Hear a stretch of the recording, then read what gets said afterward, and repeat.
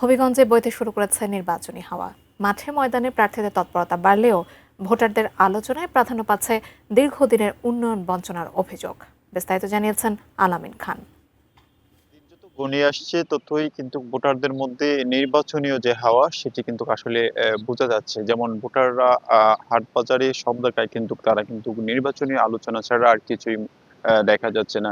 বিশেষ করে এবার যে ভোটাররা রয়েছেন তারা বলছেন এলাকার উন্নয়ন করতে পারবেন এরকম প্রার্থীকেই তারা ভোট দিয়ে নির্বাচিত করবেন।